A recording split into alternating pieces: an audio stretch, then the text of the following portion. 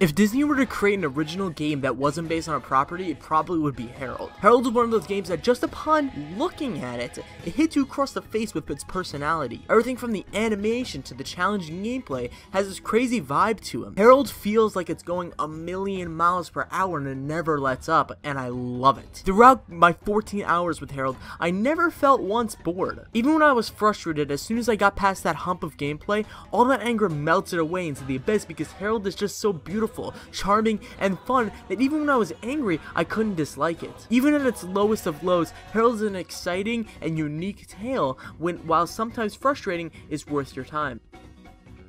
You know, Harold really is a tale told in the heavens. You play as Gabe. Gabe is a guardian angel who's attending what's basically known as a guardian angel at high school. Gabe is the best of the best, no need to study or to worry about tests because Gabe knows everything already. He even beats out people on the school's rank that study day and night for their grades. And for their final test, all the students are paired with a human runner competing in a series of obstacle courses together. Gabe is paired with someone who can be looked at as the opposite of himself. His name is Harold. Harold is a skinny, unathletic, and extremely clumsy person who, no matter how hard he tries, can never really do anything right on his lonesome. Gabe's job is to guide Harold to at least 3rd place in all of the races in order for Gabe to get into his dream college, which is much easier said than done.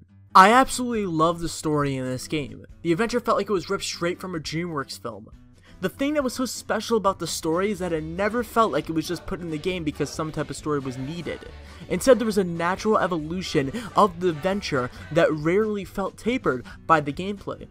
Actually, in fact, the opposite was true. Both gameplay and story of Harold complement each other very, very well. I think it's one of the biggest things that makes this game a great console game rather than what could have been a great mobile game. Harold could have effortlessly been just pure gameplay and been released without any inclination of a story, but the extra effort is commendable and pays off in the long run. I think the biggest accomplishment of the story, however, is creating an overall mood that's both light and playful at the same time. Indeed, the mood of the game is so playful that even when I was screaming on my computer for messing up a jump or using my powers at the wrong time, I would get right back into the rhythm and the rhyme of the game as soon as I respawned. That's something special about Harold that a few other games can replicate.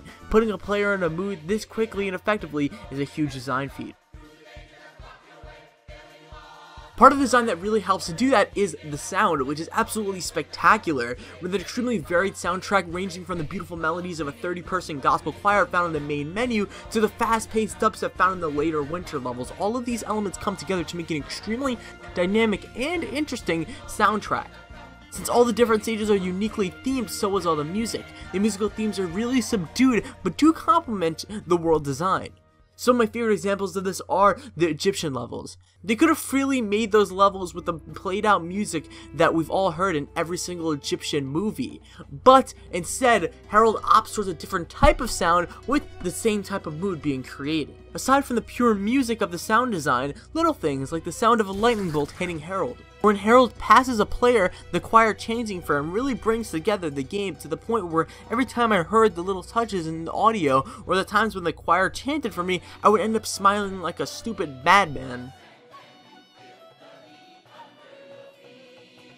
The part of this game that most people are focusing on is the gameplay, and rightfully so. The gameplay consists of Gabe manipulating Harold and his environment to get Harold to at least reach 3rd place in each and every race. Harold is all about timing and precision. The whole challenge of it is that Harold doesn't stop running, like, ever.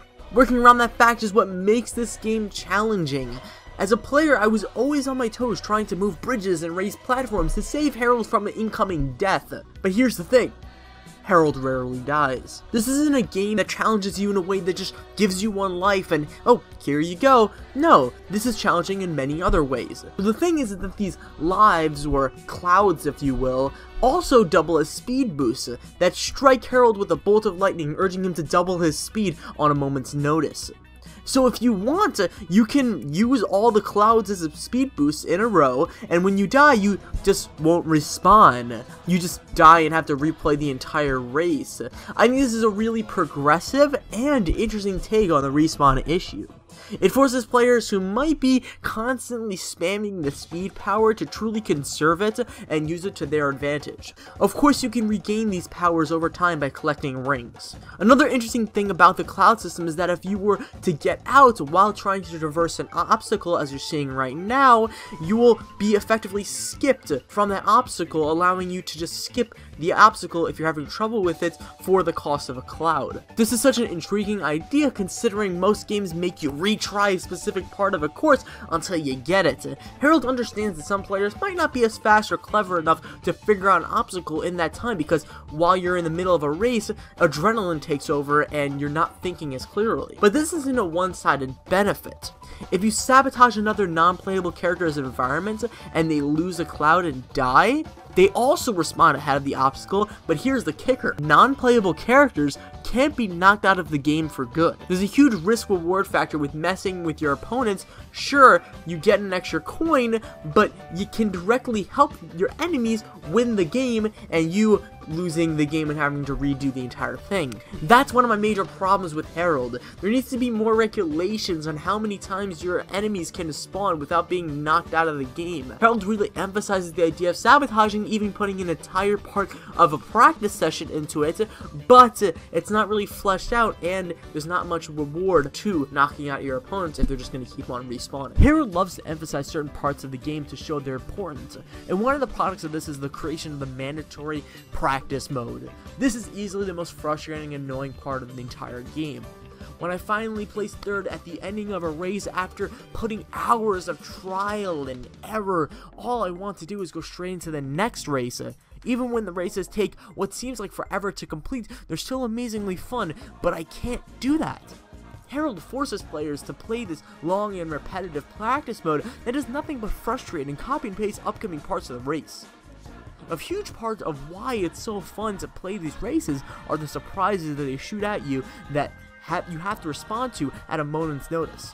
But instead, the practice mode shows the exact portions of the upcoming race, effectively spoiling what could have been an exciting surprise. This all would have been fine if the practice mode were optional, but alas, it's not. The thing about practice is that even when it's mandatory and it puts you through all of this hell and torture, you can't prepare for a fast-paced race. It also can never prepare you for the weird control scheme of cycling through the obstacles. Since the game is only played with the controller and you have to play it with the controller, all the switching between obstacles to help Harold maneuver the courses is done with the triggers. But here's the thing, it becomes confusing.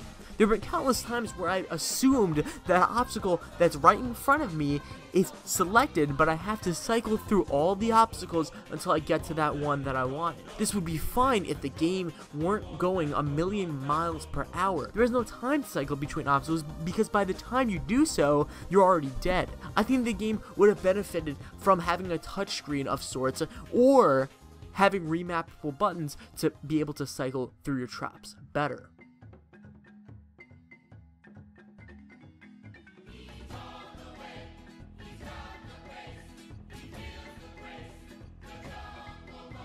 I love Harold. I really do believe this game is different and special. There's a genuine feeling of TLC that you get when playing this game. Nothing was shoehorned into it, and nothing feels like it needed more time to become better. The biggest problem that I have with the game is that the game has a mandatory practice mode that deals with relatively old and previously practiced ideas, and a cycling system that really makes some races frustrating to say the least. But those are very minimal things, and after playing Harold for more than 14 hours, I can say confidently that this is a game anyone who loves puzzles, polished Disney-esque personality, and fast-paced action should really pick up. I give Harold an 8.8 out of 10.